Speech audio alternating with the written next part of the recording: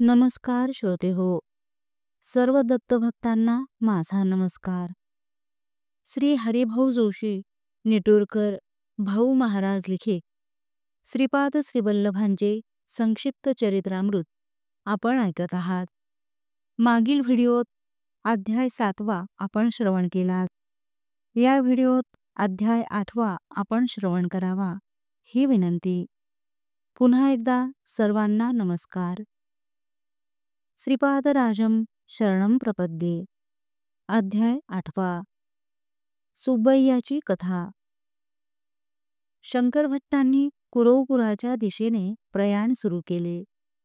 मार्गात एका अश्वत्थाखाली सुब्बय्या श्रेष्ठी या नावाचा गृहस्थ भेटला.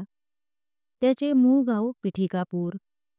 ऋण वसुली करताना तो निर्दयतेने वागत होता. एकदा अप्पलराजूच्या घरी पाहुणे आल्याने एक वराह रकमेचे जिन्नस त्यांनी दुकानातून उधार नेले. काळ लोटल्यावर चक्री व्याजाने 10 वराह येणे असल्याचे सुब्बय्याने त्यांना सांगितले. त्यांच्याकडे देण्यास काहीच नव्हते.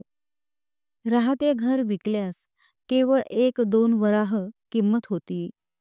तेव्हा त्यांच्या पुत्रांपैकी एकाने दुकानात चाकरी करावी असे सुब्बय्याने सांगितले. तेव्हा श्रीपाद त्यांना म्हणाले, तुझ्या दुकानात सेवा करून मी ऋण फेडीन, पण मग तुझ्या घरी लक्ष्मी राहणार नाही. बाल श्रीपादांना घेऊन सुब्बय्या दुकानात आला. एक जटाधारी संन्यासी आला व म्हणाला, मला एक तांब्याचे भांडे श्रीपादांच्या हातून हवे आहे. सुब्बय्याकडे 32 भांडी होती, पण एकच आहे असे सांगून ते भांडे 10 वराहाला सुब्बय्याने विकले व श्रीपादांना ऋणमुक्त झाल्याचे गायत्री साक्षीने सांगितले. त्या संन्याशाला श्रीपाद म्हणाले, संन्यास दीक्षा सोडून तू घरी जा. तुझ्या घरी लक्ष्मी स्थिर राहील. सुब्बय्याने आत येऊन पाहिले असता केवळ एकच भांडे राहिले होते व तेव्हापासून त्याच्या घरची लक्ष्मी निघून गेली. श्रीपाद प्रभू पुढे म्हणाले, हा सुब्बय्या पूर्वजन्मात दत्तपुजारी होता. धनाच्या लोभाने याने व पूर्वजन्मातील सोनार असलेल्या जटाधारी संन्याशाने तांब्याची दत्तमूर्ती वितळवली व त्याची 32 भांडी बनविली.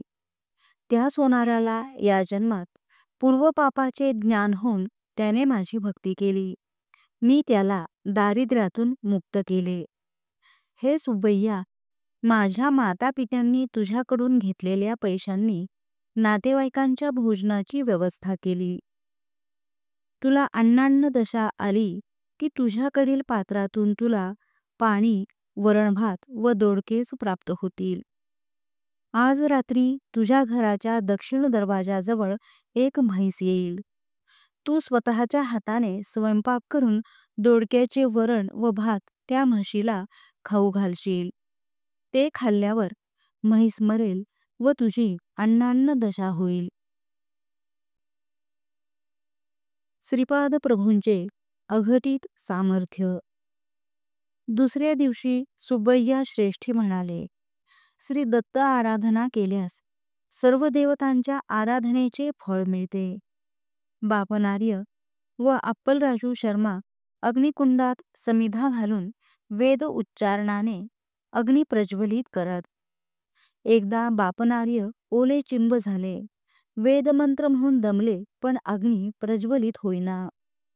तेव्हा श्रीपादाने अग्नीला आज्ञा केली व तात्काळ अग्नी प्रज्वलित झाला. श्रीपाद प्रभू म्हणाले, माझ्या संकल्पाशिवाय महातपस्वी सुद्धा अग्नी निर्माण करू शकत नाहीत. तुम्ही सर्व माझ्या संकल्पामुळे या अवस्थेत आहात. मी भिकाऱ्याला महाराजा करू शकतो, तसेच महाराजाला भिकारी करू शकतो.